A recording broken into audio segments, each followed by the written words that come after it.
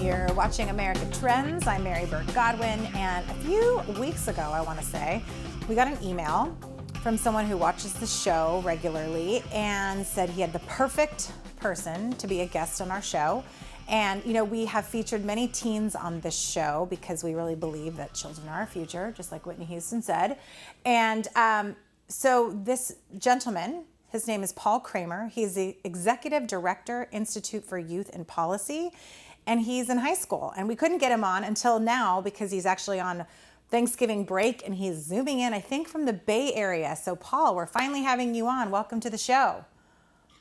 Hello, it's a pleasure to be here. Well, we're so happy to have you, and you came with a glowing recommendation, and then I've been looking at this website that you are, you're in charge of, the executive director of this Institute for Youth and Policy, and wow, this is amazing. I cannot wait to dive in with you. This is so great. So you're zooming in from San Francisco, is that correct?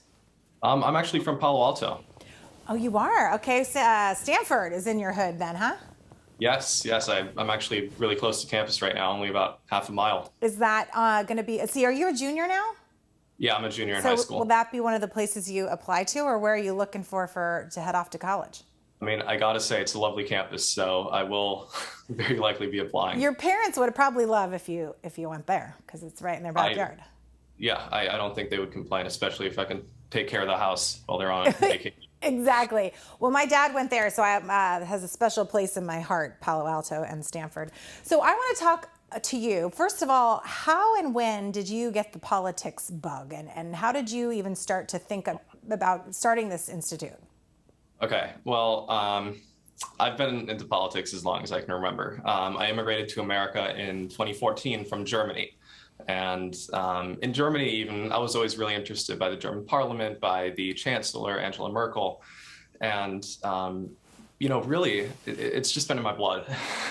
Were your parents, either of your parents, in politics? No, neither of them, actually. They both enjoy talking about politics. And one of them actually happens to be a conservative and one is a liberal. So I love that. That kind of helps the whole nonpartisan vibe here. But, I've kind of been getting involved in politics whenever I can, whether it's mayoral council, city council, any sorts of local meetings. And I've been building that up and up. And, I got involved with the local congressional campaign. And in that congressional campaign, I just flew through the ranks. I mean, I went from intern to associate manager, senior manager. Ultimately, I was leading all field operations for the entire congressional campaign. That was over 800 interns. Wow. You were leading a whole group of 800 interns? Yes. At 16, or how old were you at that time? I was 14. I love it. That's amazing. Yeah. So I took that and I kind of, started posting TikToks about my experiences in politics, my personal opinions in politics. That got me involved in the Joe Jorgensen for President campaign. That was a libertarian campaign.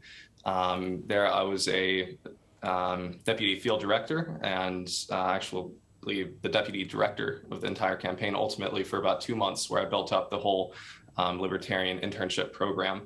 While I was doing all of that, I was also building my TikTok platform. I was on a group account with over 1 million followers, and I had my personal account with 70,000. And I knew a lot of people on TikTok, right? A lot of creators.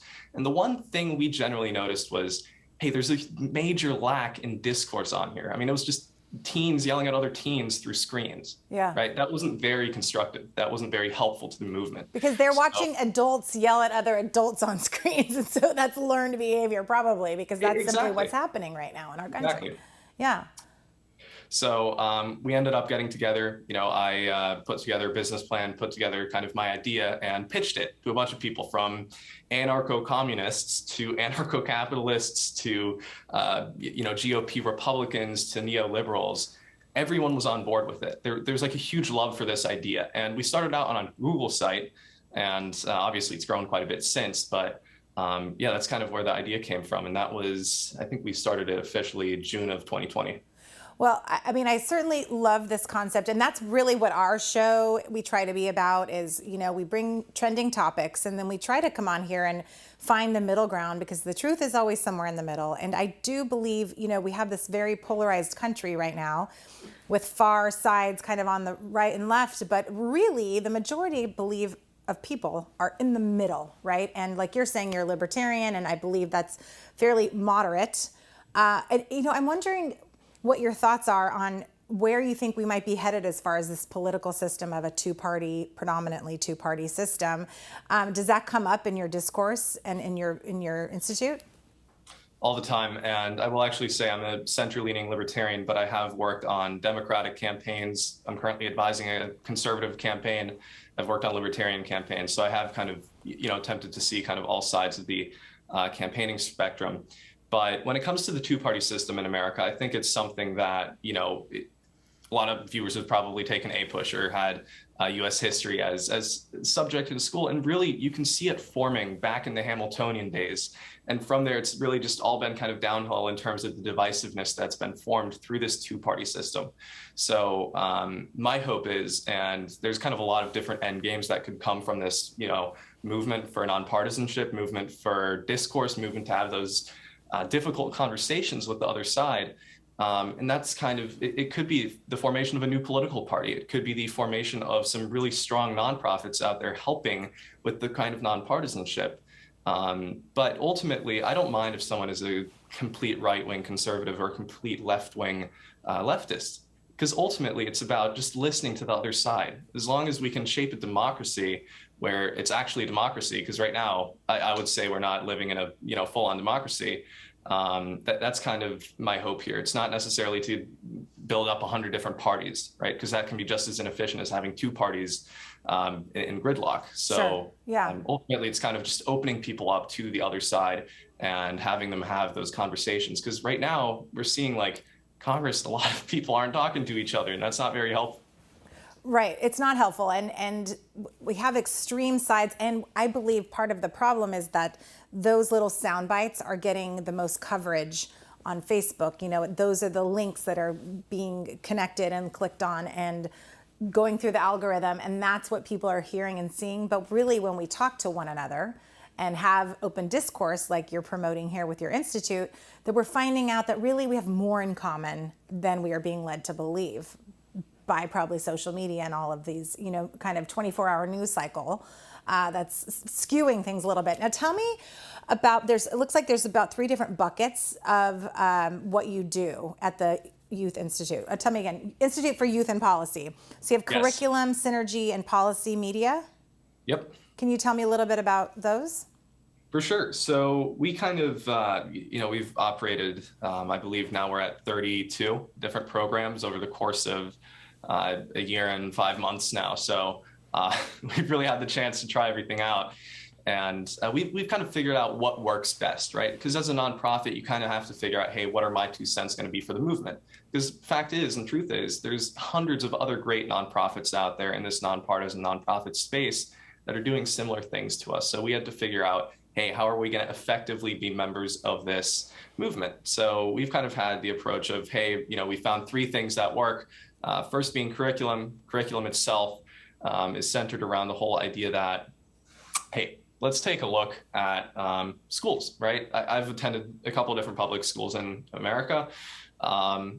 None of them had any form of civics or discourse-oriented curriculum, whether it's in history or English or math class even, it's just not there. Yeah. So, and we took polls of our general membership, and with over 1,000 responses, only 72 said they had ever even had a political discussion at school. Wow. That's 7%. Yeah. Right? 7% is nothing. It's nothing, yeah. Exactly. So ultimately, our goal with curriculum is to get it implemented in one of the 2 big states, California, Texas, and from there, obviously, it gets kind of dispersed into many other different states. And that curriculum itself would be centered around, having those uncomfortable discussions in class and being taught how to have them. Because you don't just, wake up one day and you can have an uncomfortable political discussion. You need to learn to have them. And that's, in my opinion, something school should be there for. Well, and like I was saying, adults are having a hard time having, and they're very challenging to have because they can be very incendiary and they can elicit so much emotion out of people, and then people get hijacked by their emotion, and then it's just yelling match rather than civil conversation, right? Exactly. So, learning skills at your age and in high school, I believe, is really important moving towards where we want to get to as a nation. So we have to wrap it up soon. But Paul, tell me where everyone can find you and what you're doing. 100%. So you can find myself at paulkramer.org. That relinks you directly to my LinkedIn. I kind of have all my projects listed there nicely. And if you want to know more about the Institute for Youth and Policy, you can simply go to yipinstitute.com and look at some of the programs we're doing there. Yeah, for viewers at home, if you have children in high school, I definitely would suggest sending them this way, because I think that there is a lot to learn there. So Paul, thank you so much for spending time with us today. I appreciate you. Have a wonderful Thanksgiving, and everyone at home, stick around. We've got one more guest tonight, Ed Justice from the Talk Story Bookstore. I love books, so I cannot wait to talk to Ed Justice. Right after this, you're watching America Trends. Find us at America Trends TV on Instagram, Facebook, and Twitter. And we'll be right back.